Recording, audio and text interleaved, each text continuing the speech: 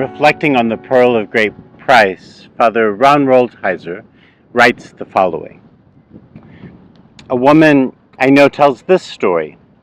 She married a man she loved, but early on in the marriage she was too immature to responsibly carry her part of the relationship.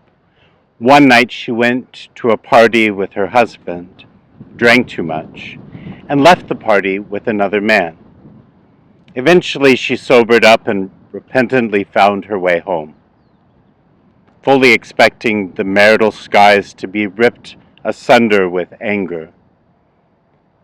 But her husband, though hurt and shaken by what had happened, was calm, philosophical, and direct.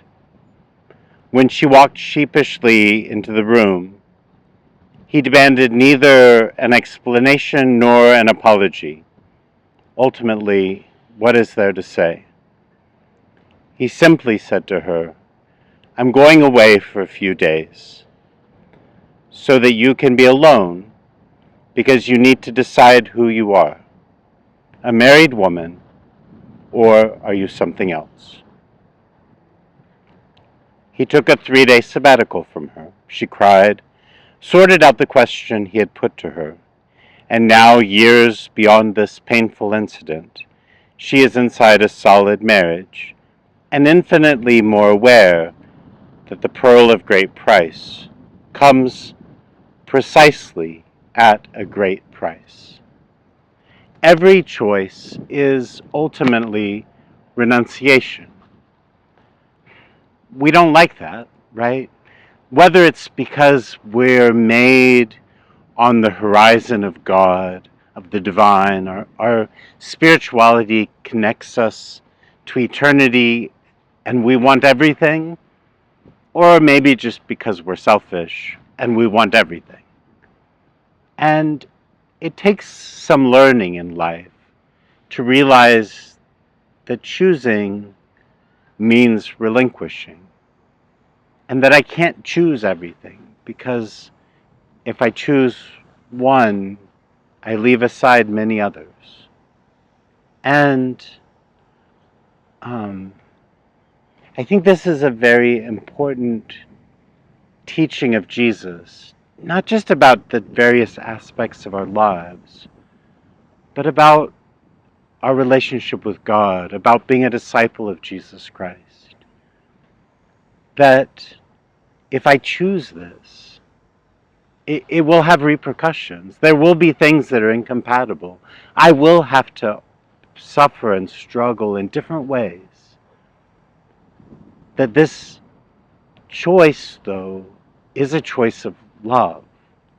Like, if I want this, I have to decide who I am. If I want this, if I want to follow Jesus, if I want to be a disciple, if I want to be a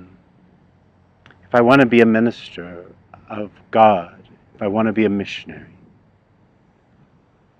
if that's who I am, then there's a lot of things I can't be, and a lot of things I can't do, and a lot of things I don't have time for anymore, because there's something else that's more important to me.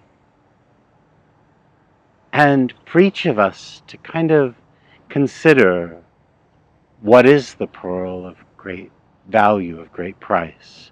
What does it look like in my life? How do I encounter this kingdom, this discipleship? How do I find the Lord? And do I want to follow him?